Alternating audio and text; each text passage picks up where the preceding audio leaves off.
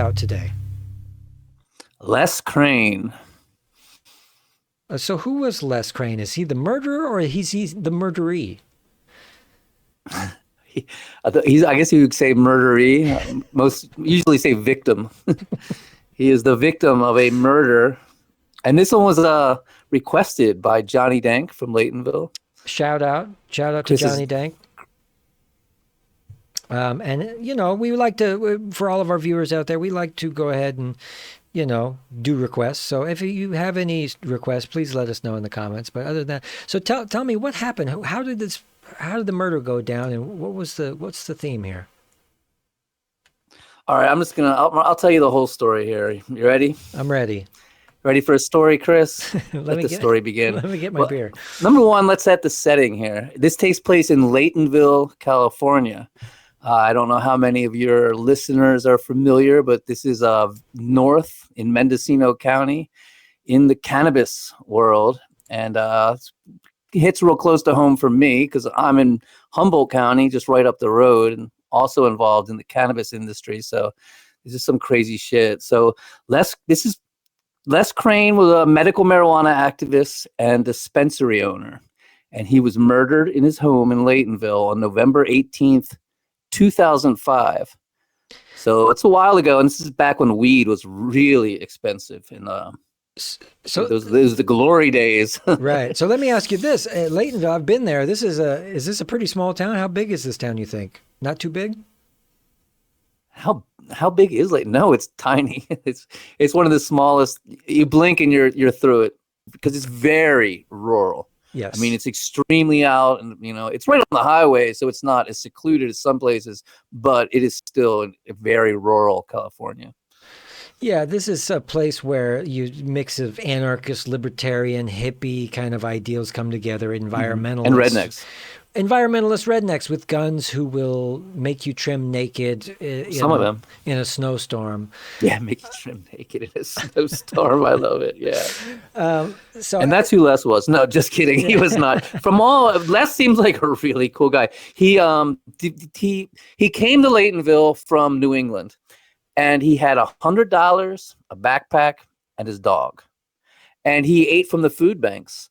And he was so happy to eat from the food banks that when he made it as a pot dealer and started making a lot of money, he constantly gave back to the food banks all the time. And he gave to the community. He bought a community center there in Laytonville. And it's such a small town. There's nothing to do there for kids. So he opened up this community center, and there was pool tables and games and full of food too. And he paid for all the food and everything. So he really gave back to the community, and a lot of people really loved him, He had 1,000 medical marijuana patients.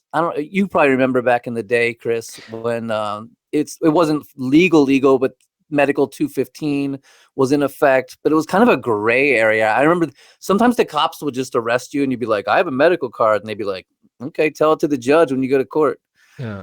You know what I mean? That's the way it was, kind of, because nothing had been tested. Everything, people were still getting busted all the time. So it was like right on the cusp of legality. So I remember I had like six scripts, like 6 separate people gave me their medical papers and let me grow for them. And I was like, I'm the man. I got 6 scripts. This guy had over 1,000. So he had over 1,000 people that were letting him grow for him. So, I mean, he had it going on there, In 2004, Les opened up his first medical marijuana dispensary, Mendo Remedies. And at some point, like I said, this is on the cusp of legality. He started getting in trouble with the Mendocino's sheriff's office. And they, at one point, they took $3,740 from him. I'm not really sure if it was the sheriff or a deputy. I couldn't really figure that out. I kind of think it was a deputy. I don't know. On August of 2004, Les had his lawyer make a complaint to try to get this money back. And it wasn't that much, but he made the complaint. And in 2005, in May of 2005, people came to Les saying that there was a big robbery being planned. He was going to be the target. So he called the cops, and they all came, and they looked around, and they left. And then on May 13th, he won his claim against the Mendocino County sheriffs, and he got his $350 back, which is pretty cool. But You know, when you fuck with the sheriff, what's going to happen, right? 3 days later, his dispensary gets raided. Go figure, right? They take, for some reason, they rob him. They take 30 South African gold coins, and they'd be worth like $10,000 a piece today. It's like $30,000 in gold, and they just like steal it from him. And they also take 5,000 purple oracle plants, clones. After this raid, Les he had his lawyer file a lawsuit to try to get the gold back and to pay him for the clones. He said that the clones were each worth £1. So 5,000 clones, $3,000 a pound back in 2005. Then Les puts out an ad in the newspaper. It's saying, "Attention, all Proposition 215 patients. If you've had your garden raided, please call Les Crane at Mendo Spiritual Remedies." And meanwhile, on the federal front, remember, this is Bush was president, man. And because Obama was chill, dude. Obama didn't give a fuck. But Bush he had people raiding dispensaries. And they had gotten held up in court for a hot second. And then the court ruled that the federal government had every right to raid marijuana dispensaries. So Les, kind of seeing the writing on the wall there, he declared that everything he did was for religious purposes. And this was all a matter of religion, you know. So so then he goes to Ukiah, and for you guys who don't know, Ukiah is not that big, but anyway, it's big for Mendocino. And he goes right on State Street and rents a property and rents a storefront, and says he's going to open up a dispensary. But this is also like, Ukiah is kind of straight. Did you ever notice that? It's very like, there's churches everywhere. It's not like Laytonville is like a hippie outlaw town, and Ukiah is kind of more straight-laced. So the city of Ukiah issues a letter threatening it was called the Crane and Hemp Plus Ministry, and they're telling them not to open, you know. But Les does what he wants, and he opens it anyway. And when he does, he publishes a full-page ad in the Ukiah Daily Journal, including a poem by his good friend, his thoughts, and a copy of the Declaration of Independence. So like, these guys, they're at war, dude. You know what I mean? Ukiah is like, do not open it. They make a special ordinance just for him, saying you can't have a dispensary. And he's like, oh, this isn't a medical dispensary. This is a religious thing. This is all about religion and has nothing to do with that. And they're kind of stuck between a rock and a hard place a little bit, I guess. I mean, all this happens so I fast. guess This shit goes down fast. So I guess legally, though, he knew that he could at least attempt this. He's getting away with it, dude. And they're full on war. And there's this guy Charlie Stump, and I guess he's like a Ukiah, I don't know what, city councilman or something, or on the zoning or the planning department or something. And they're like going head to head and like spreading rumors about each other, talking shit about each other.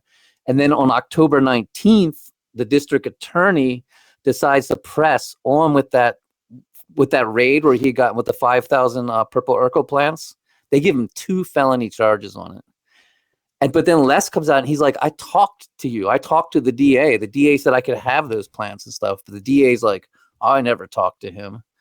So, and this DA, dude, Norm Roman, he is a sketchy ass character, dude. He had been busted in the early 90s for tax fraud and had served time in prison. And during this time, the FBI is actually working on a case against him for arms dealing. Holy yes. So I know the DA. So on October 26th, Les brings people from all over the country to attend the first ever United Cannabis Ministries Conference. Anyway, on November 2nd, he's formally arraigned for the raid where the clones were seized. And then on November 16th, he starts his morning by buying $7,000 worth of turkeys for all the food banks. You know, like I said, he's always giving money to the food banks. Pretty cool. Not very vegan, but still very cool. And that same afternoon, he comes to court. Now, I remember this, man. And he's got a fucking court date, dude, for cannabis, right? So he pulls up at the front of the court a couple hours before he's due, and just starts handing out weed, dude, like handfuls of it. And this is when weed was like $3,000 a pound, dude. And he just like anybody, and he told everybody, he's like, come to the courthouse, support me, get some free weed. And fucking everyone who showed up, he just hand them a fucking handful of weed. Holy shit. And so, and I guess arrangements have been made with the DA for him to accept a plea deal. But instead, he struts on in there after giving away all this weed right on the courthouse steps, dog. He struts on in there and he's like, not guilty, doesn't take the plea deal. And then his lawyer's like, I say we dismiss this whole thing, puts a motion to dismiss. And the DA's like, the fuck? You know what I mean? Like, so they were pretty wild. Here we go. On November 18th, 2005, at 2:30 in the morning, Les, his fiancee Jennifer Drury, and his good buddy Sean Durlam, who is like I think he was like almost like a teen. I think he was maybe 20, but he said he looked up to Les like as a father. Everyone called Sean the Count. Well, they're all sleeping, man. Suddenly, the doors kicked in. 6 men dressed all in black with black masks storm in the house, and they're all screaming, "This is a raid." And they beat the shit out of the Count with a baseball bat while he's just laying there in bed. And at one point, this guy's able to like, grab the bat as they're swinging it at him, and they fucked him up, dude. He was pretty badly hurt, and grabs the bat and pulls it out of the guy's hand.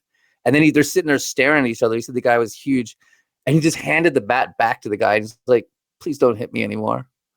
Whoa. And then later he said, later he's like, what was I going to do? I'm not Rambo. 2:30 in the morning, he's just laying in bed, and all of a sudden there's a dude with a baseball bat fucking hitting him in the fucking head, dude. Yeah, I can imagine you'd be a little confused. confused. It's not good. Well, they drag him into the kitchen where Jennifer is, and he said she was just sitting there screaming at the top of her lungs. And then one of the intruders, who was wearing a foam biker mask they all had black hoodies pulled up. He had 2 pistols, one in each hand, and he's all pointing them.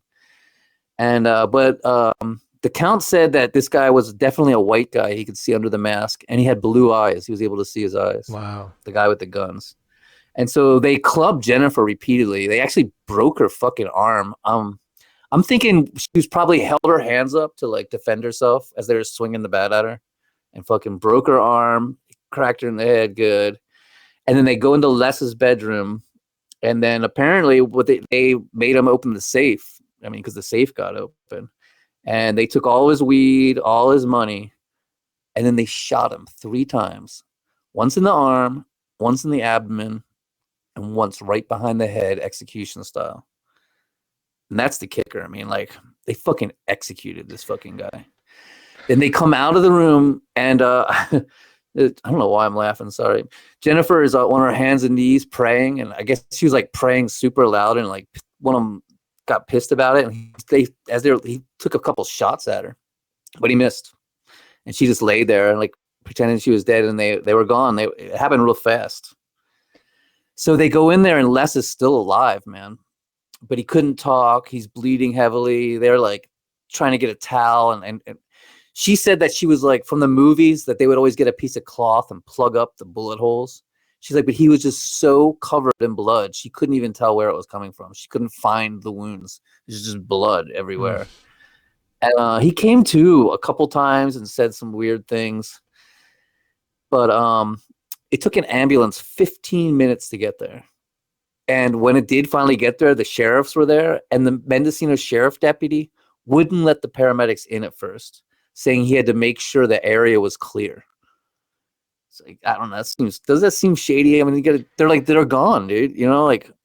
Well, they finally load him up in the ambulance. I'm already suspicious, so. Well, yeah, dude. He's got a war going on with all these people, dude. And then he comes in and they just execute him, dude. Yeah. And they load him up in the ambulance, but they wouldn't let Jennifer get in the ambulance with him, which is like, don't they always let the loved one get in the ambulance? There's so many fishy things, and then he died shortly after. He wasn't gonna make it after being shot in the back of the head, execution style. It was a miracle that he was still, living those last half hour or whatever it was. Yeah.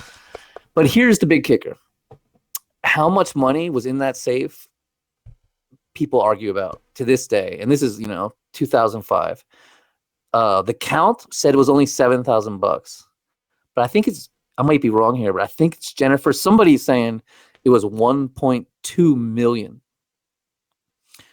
I mean, that says a lot right there. If it was 7,000, was he executed? If it was 1.2 million, I mean, that's a hell of a robbery. Yeah. And the district attorney, he fucking refuses to drop the charges, even though the guy's dead. He's like trying to like seize his property and shit. In September, dude, the fucking sheriff, Tony Craver, he just fucking quits. No, just like out of the blue, he's like, oh, my back hurts, I'm quitting, I'm gonna retire early. It's like, what the fuck, dude? You know what I mean? He doesn't tell anybody, like, you know what I mean? Just out of the blue like that. And then the DA, Norm Vroman, remember I mentioned him, he dies of a heart attack. And remember I said the FBI was following him. He had done time in prison in 1992 for tax fraud. The FBI was about to raid his house like the very next day. It's so weird. What a weird coincidence. What the DA, man. So this DA is definitely, you know what I mean? And I can't get in any trouble for saying anything about him because he's dead. So yeah. I mean, you have to be doing some crazy arms dealing to have the FBI on your ass, don't you? And when you're a district attorney, this is the fucking district attorney of Mendocino. Did he ever get in trouble? I mean, post-mortem? He died at post-mortem. I don't know. I don't think so. Not that I'm aware of. In absentia? I mean, what are they going to do to him? You know? And then you're right. You know, it looks like this huge conspiracy with the DA and the sheriff's department, some good old boy justice. And, you know, like I was saying earlier, this good old boy justice was a huge thing back then. You really had it because besides cannabis, the biggest things out here are the logging industry. The logging industry is just huge. And like, so there was so many people with money tied up in the logging industry, and they ruled this place, man. And they're just like kind of rednecky good old boys and stuff. Yeah. And we had a very similar situation here in Humboldt in 2003 with Chris Kiaki.